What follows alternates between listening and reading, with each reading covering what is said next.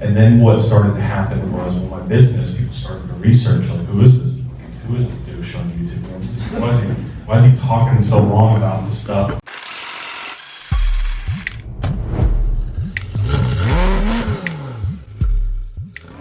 Alright, so I've arrived at the Gtechniq Summit. They have all they're doing something called Gtechniq Direct, which seems interesting. Well, I'm sure we'll learn more about it, you know, where they have, you know, branded products, things like that. It's always interesting to be at a thing like this where it's industry focused, you know, guys that do this for a living, and I'm just kind of here because I like the products. But I'm sure we're going to dig into all the different products. I just don't have any experience with it, and I'm excited to learn more about it. So I'm interested to test the difference between this top with EXO.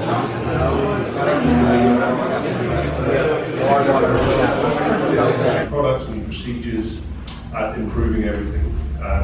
So really, Andrew's asked me to kind of give you a little glimpse of what's new. You guys are the experts in terms of application, in terms of seeing how products perform, and that's a really, really important relationship, and it's one that we value massively. And it's, you know, from my point of view, it's great to have my arse kicked as often as possible. Maybe not as often as possible, certainly on products.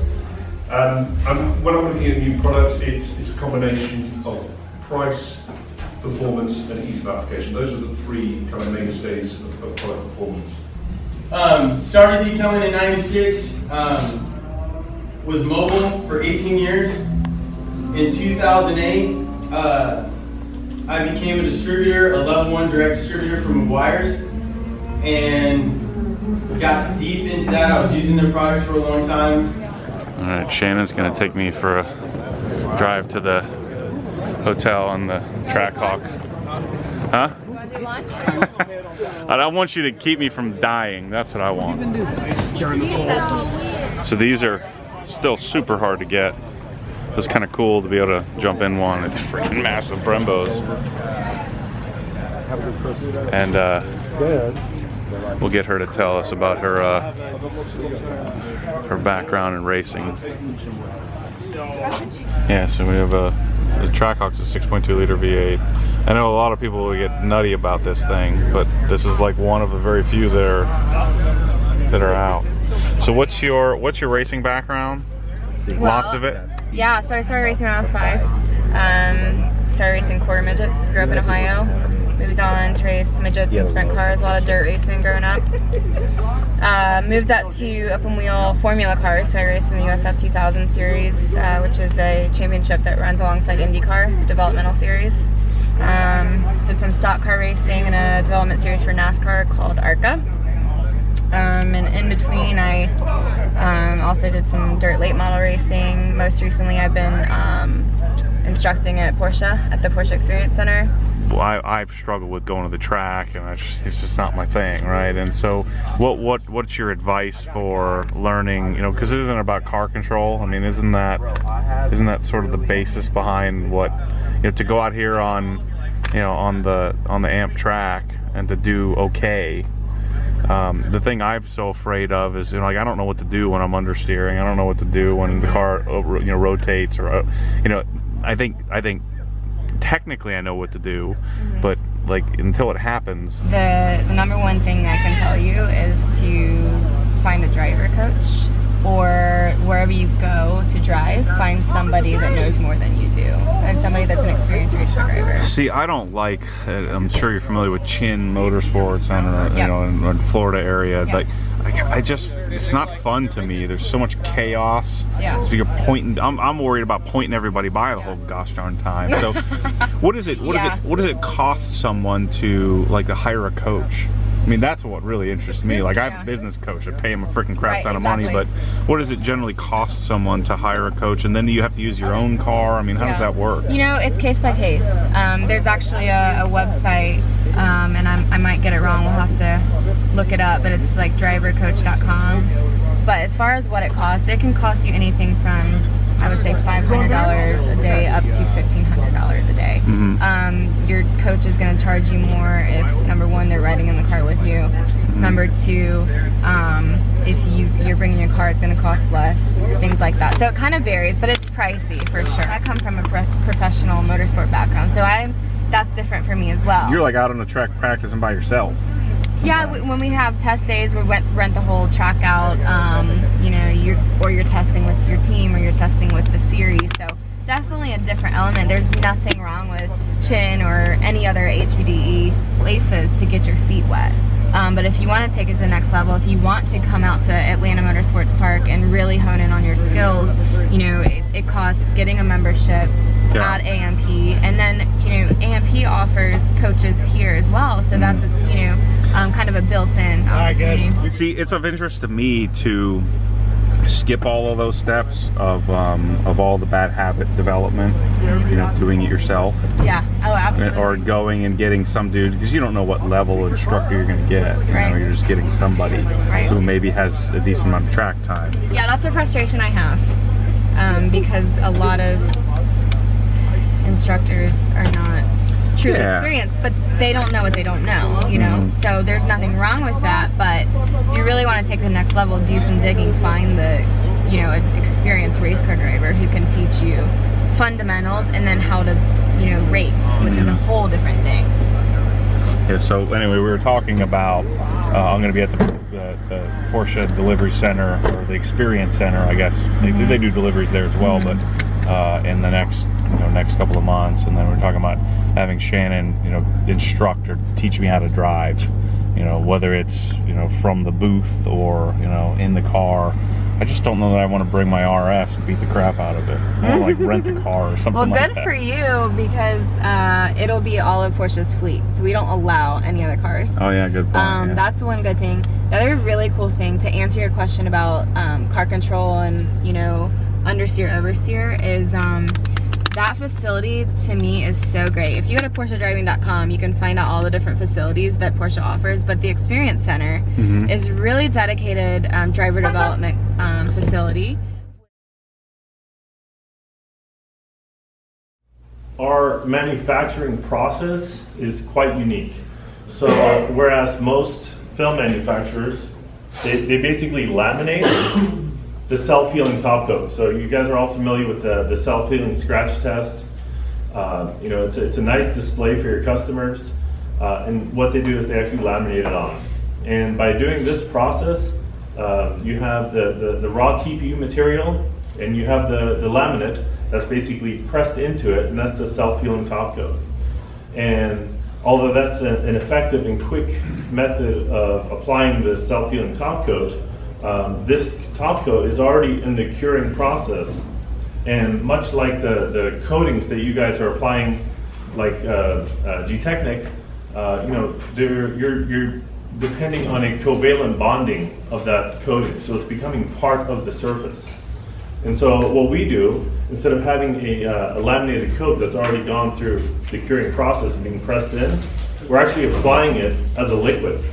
And so by applying it as a liquid onto the raw, very, very porous TPU material, and then we're actually blading it off to make a very smooth finish, it's actually going into the pores of the film.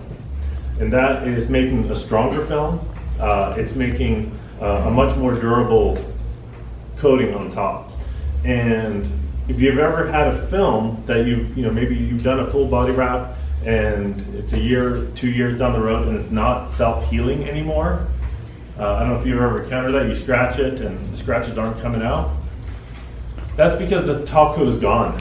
It is no longer on there. So whether it's been washed off or polished off, it's no longer a part of your film anymore. So the film manufacturers aren't going to be warranting that the car will self-heal.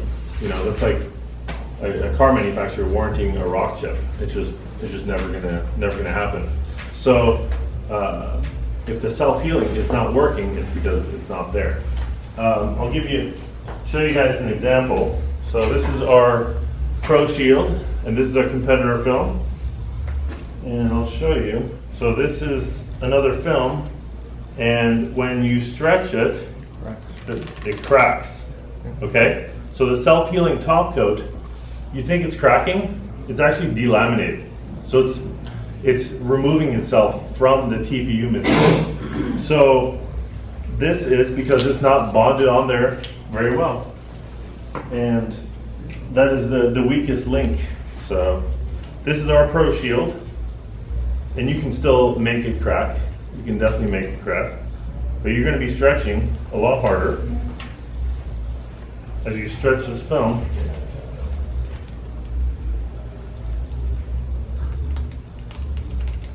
It's not cracking. So it is very, very strong material. Anyway, it's not cracking. It's not good. So it's very, very strong. So that's a good indicator of the manufacturing of the film. Also, with these other films, you can just tear them like a piece of paper. Basically, the weakest link in the material is causing the film to fail. So just like the weakest link in a chain, once you start tearing it, here, try to tear that Pete. Damn. I got it to crack though. Yeah. But no, he doesn't tear easy. No, it does not He tear doesn't. easy. He So doesn't. it's a very, very strong material. No. So, a long time ago when there was a lot of non-top coated films, some of the early films that you guys may have installed, the non-top coated films are extremely strong. They don't tear. And as self-healing top coats and things like that were introduced into the market, the films actually became weaker. They are more likely to puncture. And it's because they have this weak link. They're going through a process of laminating films, and it's actually weakening the film. So you have the nice self-healing, which is a great selling feature, but when it comes to actual protection, you need, you don't want that on there. So. What's up, guys? I don't have anything prepared. They kind of asked me to speak when I showed up here. I almost feel like I don't belong here, but just a little background on me. My name is Matt Mormon. My YouTube channel is called Obsessed Garage, and it's fascinating to listen to Shannon. She's calculating, she's setting things up, she's looking at analytics. I haven't freaking done any of that. I just started making content, and people started showing up. It was this amazing thing that happened. Just to give you a little background, I'm an electrical engineer who somehow fumbled into a wealth management position. I worked for Merrill Lynch for a decade and a half. I now own my own business called Obsessed Wealth Management. And essentially what happened is, it's like 3.5 years ago, I thought I was awesome. Like I thought I was the man. I was making all this money. I was 30 years old. I thought I was great. I wasn't type A great. Like I didn't think, like I wouldn't come up to you and say, hey, I'm better than you, John. I would think that though. And I think people could smell that on me. And so what happened is I'm in my garage, I'm playing with all these detailing products, I'm playing with flooring and cabinets, and I've acquired this body of knowledge of all this cool stuff, all the stuff that you guys use and put on cars. Well, I've been playing with it for as long as many of you have, just doing it on my own by myself. And so this arrogance, this better than, I think what happened is I closed everybody out in my life and I wigged out. Like I couldn't get off the couch. So here I am, I'm senior vice president at Merrill Lynch, I'm making zillions of dollars, and I have a Porsche and everything I could ever dream of, and I can't leave the house. And so I was later diagnosed with obsessive compulsive disorder, and I needed to find an outlet, right? And so I needed to figure out a way to, well, really make some friends, because I didn't have any. And I had a few, but not enough, apparently. And so this was the first time in my life I wasn't better than anybody. I was open. And so I essentially went out and I found a psychiatrist, which is hard for me to admit as Mr. Better Than, right? Mr. Engineer, I'm smarter than you, I'm better than you. I didn't used to be this chubby. And so I was open. I went to a therapist and they said, look, bro, here's what I think you need to do. You need to go and make a few friends. And I think what he meant was like, go shake your neighbor's hand. Well, I went and made a YouTube channel. Right? And I decided as an engineer, I sat down and I said, well, how can I most efficiently meet the most amount of people in the quickest way possible? And I did my very best to piss everybody off who watched the video, and people kept showing up. It's incredible. And so the reason I'm telling you guys this is whether you have a big social presence or you have a big following or not, really doesn't matter. You just kind of have to put yourself out there. And like Shannon said, you do it with some authenticity. And you do it, when you do it authentically, you do it without an agenda. But I didn't have an agenda. My agenda was, I'm screwed up, I need help. And so I started making videos. The very first video I made was I have a Krenzel pressure washer that I think costs $1,200, and it's only 1,400 PSI, and so I bought it years ago, and I thought people would want to know about that. They didn't have a picture online. Like, where does the freaking water go in? How do I hook it up? Like, how do I turn it on? And so I thought, maybe people would want to know about that, because I wanted to know about that. So I started making videos sharing all of this knowledge that I acquired. And I think about you guys and all this knowledge you have of your craft. And because I was so screwed up, I left all of that fear that someone would think something less of me. That maybe I wasn't better than everybody. Maybe I wasn't as good as I thought I was. I didn't have any of those hang-ups anymore.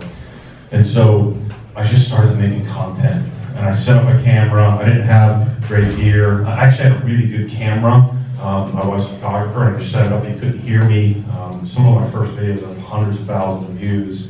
And what I was doing was, again, using the Krenzel pressure washer, and I was using a leaf blower on my Carrera S, and people would say, you're stupid, you can't use a leaf blower, and I would say, screw you, and there was some interaction.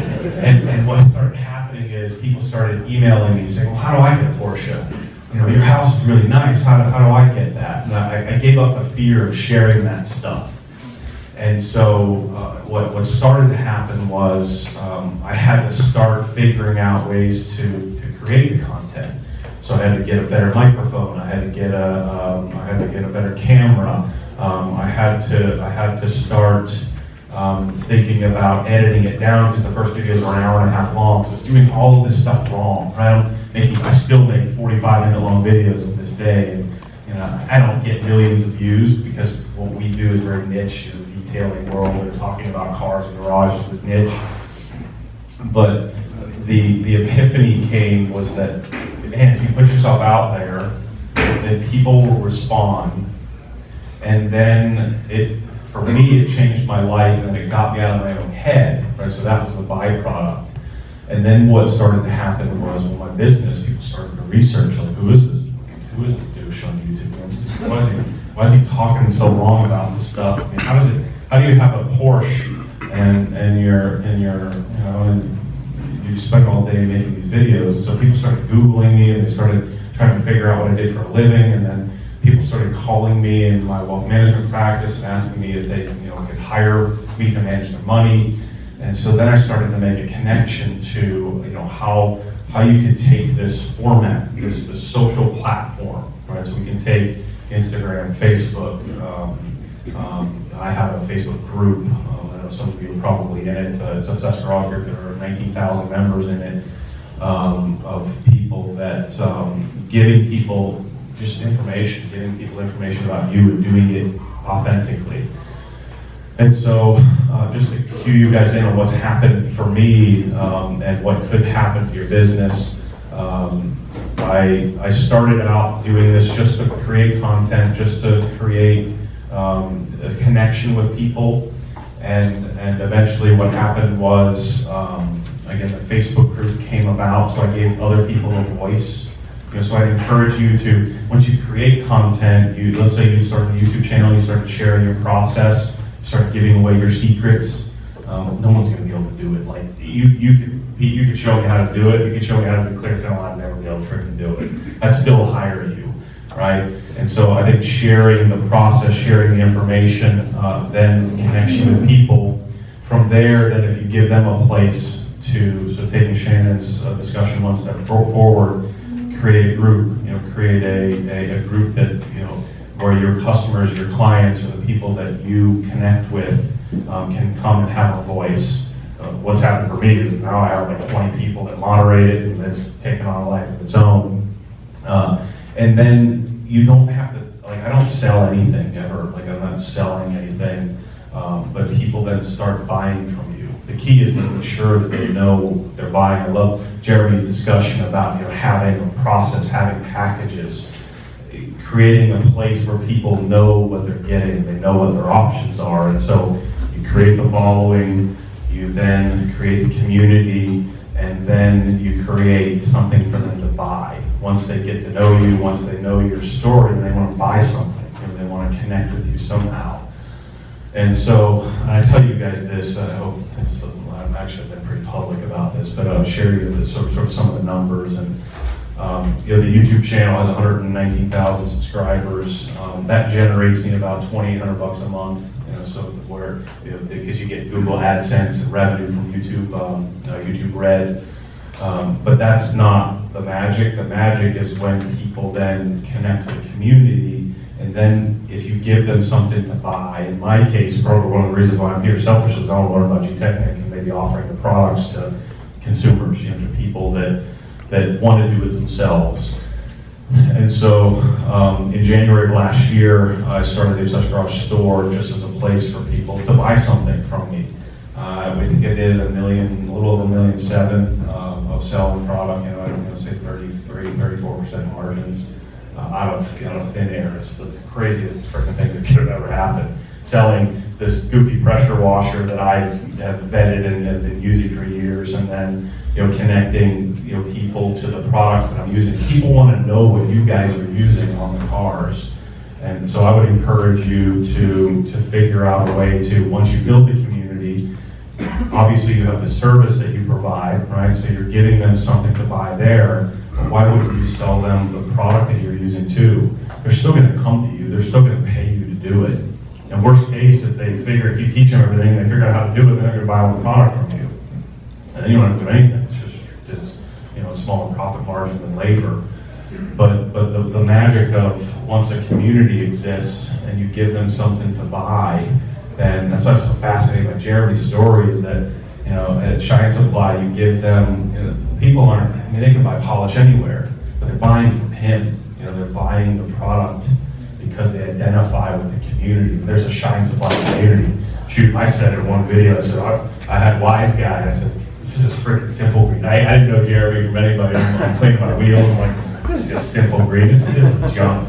And people like came after me. Like, you don't know Jeremy, bro. He's awesome. and so I have to live with that video, you know, up forever. So I got a lot of text messages on that one. Jeremy's cool enough. Have you seen this guy? I was like, that I was just being me, right? I was being authentic. And so I think in closing here, I think the one thing to keep in mind with all of that, people are going to attack you, they're going to come after you and say you suck at what you do, they say you don't know what you're doing. I don't freaking know what I'm doing. I say every video I don't know what I'm doing. I just am passionate about the stuff. It's passion will help connect you to people you're supposed to connect to. So as you build this presence around your business, you'll eventually, I think, build where you won't have to sell anymore. You can cancel your Yelp ads. You don't have to be sending mailers and worry about your competition. There is no competition. You're just doing you, and people that are supposed to come to you will show up. But I will tell you, just know this, that there's hate that comes with that. And the more you can ignore it, I mean, I have friends that have massive YouTube channels and they just roll with it. They just roll it off their shoulders. Or I'm sure most of you guys know Smoking Tire, but he doesn't read comments. He just won't go there because he just says, look, I can't process it. So if you do put yourself out there, especially in the detailing community, I'm an outsider showing up here at this Gtechniq event where I don't belong. I'm like, shoot, these guys are going to think. So I can't imagine being in your community, and I know there's some, sometimes people can kind of have backlash of what you're doing and what you're saying about, about your process, but I would encourage you to just share it. Share it, who knows, maybe freaking magic happens, man. I don't know where it's headed, but it's been awesome for me. So I would encourage all of you to do the same. Just get the camera out. I hate getting the camera out. I hate talking to it. I hate the interaction. But if I don't want to be crazy on my couch by myself, you're bobbing in a corner, then this is what I got to do. And magic can come from it forever. So anyway, I'm way over my time. Thanks for giving me.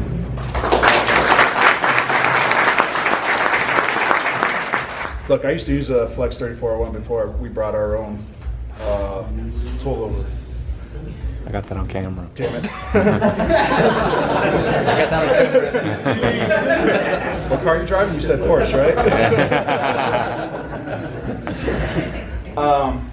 It was actually pretty difficult to do edge work with that tool, right? It's pretty violent. The orbit size is 8 millimeters. Although I found that the melee is pretty good at edge work.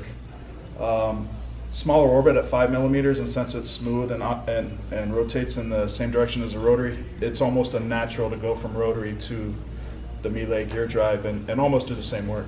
But yeah, definitely rotary for edge work. I mean, you're getting around a handle or an antenna or something like that, definitely a rotary tool. And what is the next question? Gelcoat marine detailing. Rotary. Yeah, all the way. Yeah. All the way from start to finish? No. Yeah, start to finish. Okay, start to finish. So Jim from Gtechniq's here to help walk us through this. I'm getting closer to figuring this stuff out, all the 1s and 2s and 7s and 8s. But what first question I have is we have Crystal Serum Light and then C1. Yes. What the heck is the difference between the two? Well, the Crystal Serum Light is a lighter version of just the Crystal Serum. It's an easier product to use, and we don't have the Ultra here. But then the C1 is a crystal lacquer.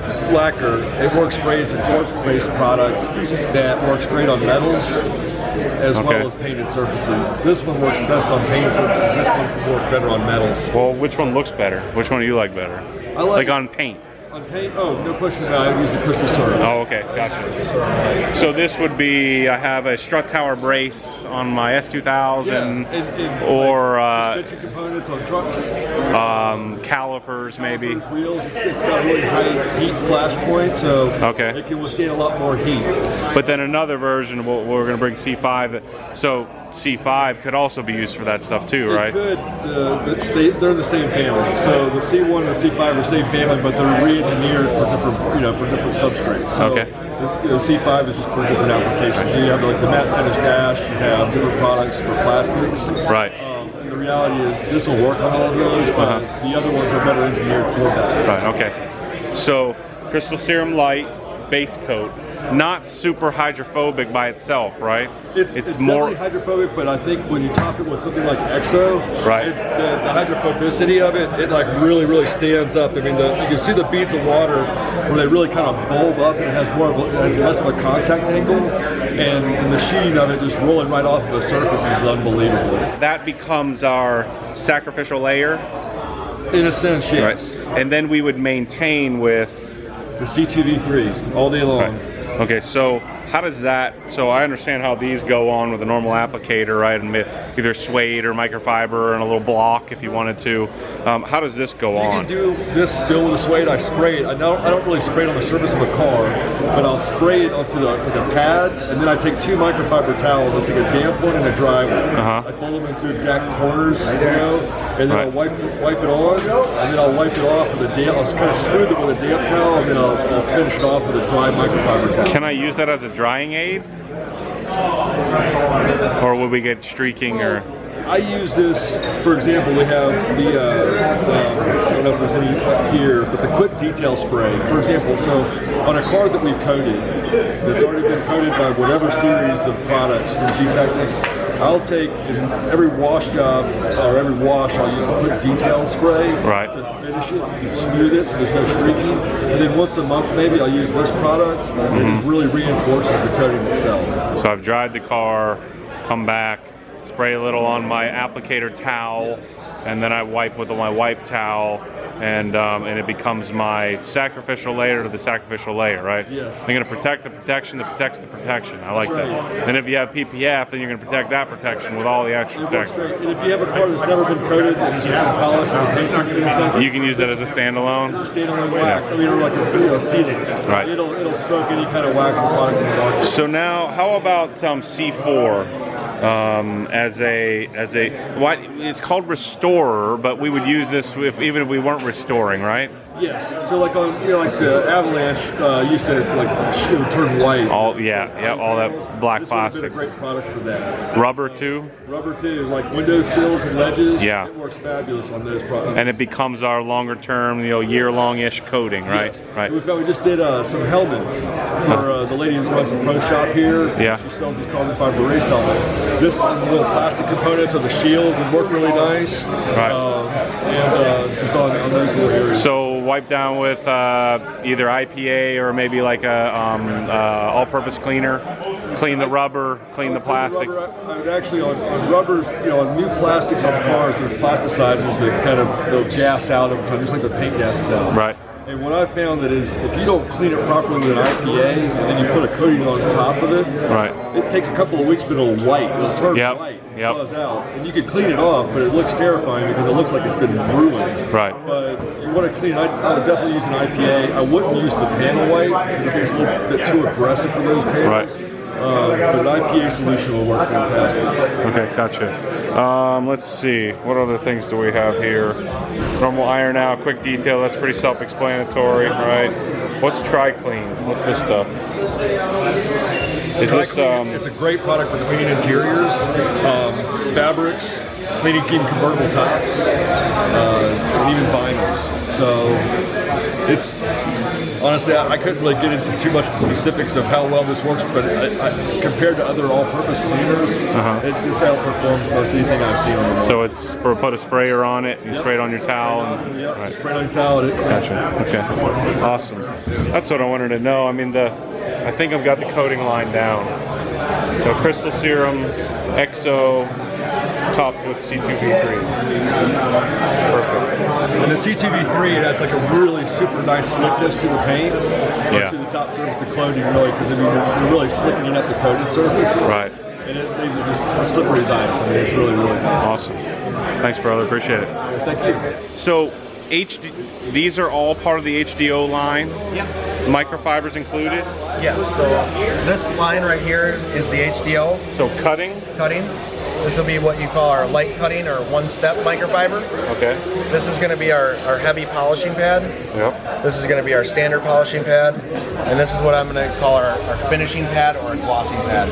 Okay. So, I mean, you can pretty much move backwards where the black pad is a finishing and glossing, where typically if you're still using polymer-based sealants, if you're still using waxes, that's going to be your pad, but it's also going to be your fine finishing pad if you're trying to work on really soft paint like some of the Subarus or some of the Honda paints, where micro marring or even towel marring is extremely, or it happens with anything you use almost. So that's where I use the black. The orange pad itself, honestly, I own a detail shop. It's a small shop, but I would say 80% of the cars that come out of my shop get finished with that pad. But wasn't orange always like griots and all? It was always the cutting pad, right? Exactly. So we have to change our opinion here, or change our thought process a little bit, right? You do have to change your thought process a little bit, or at least acknowledge how the market's changed in the last 5 years. So, Rupes has their system. It's a little bit different. Yep. But their yellow pad is a variation of what a traditional cutting pad was in Europe for years. Right. And what they did is they slightly modified it, and with the change in the direction of tools these days, like with their Bigfoot, that pad instantly became a huge success because it's a polishing pad now. It's no longer really a cutting pad. So the whole market's changed. I mean, we have to give people credit where credit's due when they advanced our whole industry, and Rupes did that with the Bigfoot line. So these have this you can't see it here on camera, but this is reinforced, right? Yeah. So that helps with the twist. Yeah, what it is it squabble. I don't know. It helps with the twist. Yep. It creates the effect of a thin pad because it's not moving back and forth. Yeah. It's not creating molecular friction. We got three things happening. You have when you're polishing, you have your surface friction going back and forth. Right. You have the friction in your Velcro from the hook and loop going back and forth. And then you have the cell structure bending back and forth like a piece of metal and creating heat itself. So what the thin pad idea does is reduce that lateral movement because there's no foam to go. There's no room to go anywhere and move anywhere. So you get that benefit of the thin pad. But I think one of the things that people don't necessarily understand is how fine-tuned some of the new DA machines are, where weight and weight distribution is extremely important. Yeah. So what you get is you get the thin pad with the weight and the weight distribution of the thick pad, so that you're getting the best of both worlds. Type of a thing. So Roop has yellow. The black would be similar to what Roop has white. Yeah. Yep. Roop has yellow is going to fit kind of in between these two, right? In between there. Yep. And then blue, but I know a bunch of guys that are using blue to finish down. Yeah. Just depending on the paint, right? That's the thing. So if you could pick one pad, the blue one's probably it, right? the blue one is super universal. It works extremely well on a number of different things, whether you're doing one-steps on harder clears. But the thing about it is you can do one-steps on multiple different clear coat finishes. Yeah. On a harder clear, I can take this with FG400, Jescar compound, Grio's fast cutting correction cream. You know, whatever your go-to compound is, chop top or whatever, and you're going to get an awesome one-step. But on something that's maybe a little bit more traditional, a little bit softer than those high solid or ceramic clears, you can use a perfect finish or any of those other finishing polishes and do the same thing. So I find it to be really universal. But the other thing is because it doesn't soften a lot with heat, when you got guys like Andy Ward and Jason that have some different methods or some unconventional methods that they do, they use heavier pressure or sometimes use heavier pressure. They scrub, they do different things. And people are starting to use different techniques, and that's where this pad kind of differentiates itself because it doesn't mush down or become So explain to me what the heck, I don't understand, what does hook and loop mean? I never understood that. Alright, so the loop is going to be your back material. Most people just refer to it as Velcro, right? Right, of course. Velcro is obviously a brand. So hook is a whole bunch of fine strands, loop. But the hook is harder plastic materials that are typically on your backing plate that grab into that and hold it on. There's a million different types. There's a ton of different types of hook and loop. And see, when I think of hook and loop, I think of a hook. Yeah. You know, but I guess it makes sense. Yeah, it's just a really microscopic idea. Microfiber, this would be equivalent, the blue one's equivalent to Maguire's cutting. Yep, so that's going to be very similar to like Maguire's cutting. This is going to be a slightly longer pile height. It's a little bit more flush. It's a little bit thicker. The weight of the microfiber is heavier, but it technically has a very, very similar blend or denier of the microfiber. But because it's longer, because it is a little bit more dense, it finishes better, and it's also more user-friendly for the average guy that might work in a higher volume detail shop, maybe doesn't like the greenness pad as much, isn't doing the super precise correction work, and it's good for that, and it's also good for the guys that maybe used one of our competitors' pads in the past. So whether it's Maguire's or Grio's or anybody like that, they have a slightly different microfiber, apples and oranges compared to what we offer. But because our microfiber line was a little bit unique on the polishing end, we were kind of leaving a gap for a user base that we didn't have a product for them at all. So where the one step or the light cutting microfiber comes in, it kind of offers that happy medium for those end users, and it also offers an interface that's a little bit more of on a balanced side. Last thing we have is wool, right? Yep. So this is our new low lint wool. We tested this for a long time. It's not just your traditional pre-washed lamb's wool. It is, but it isn't. We tested lengths. We tested weights. We tested different and obviously the knitting is related to the weight because you change the knitting, you're going to use more or less weight of wool. But we tested a lot of different variations to find out what was the happy balance that was going to perform on all DA machines, but still work on a rotary too. Obviously, rotary is easy because it's a singular rotation. Pads usually hold up regardless, but once you get into the DA, the forced rotation or the gear-driven machines are so much different than a standard orbital or a Bigfoot that the pads are typically quite a bit different, or at least what I would use. So this pad line was supposed to really bridge that gap. More cut, less heat, which means you could possibly work it longer. Yeah, work it longer, work it slower. So I knock my speeds down, but I cut faster and my temperatures are lower. Less paint swell, less material removal, possibly. Less paint swell is mainly. You're still going to remove a decent amount. I would say it's really like reducing that Botox effect. Polyester is going to create more drag at the surface. It's going to heat up a lot faster than a wool or micro wool would. Wool's an insulator, so it's kind of like the opposite of what a microfiber is, essentially, when I'm thinking about it. So just a good. I see it as a good thing to have, just in case. You know. Absolutely. And on harder clears, you're going to see people use it more and more. I personally use the microfiber more than this, maybe like a 60-40 type of a thing. But the more and more people I've talked to that had a chance to try these either from Mobile Tech Expo only like 2 weeks ago, or that had a chance to test them prior. Just they're saying that it's changed how they're looking at it too, where they use it more. So I kind of still balanced a little bit between the two, but some guys are just saying, "Oh man, I'm gonna use this way more than microfiber." Awesome, thanks, brother. Appreciate it. I appreciate it. Nice to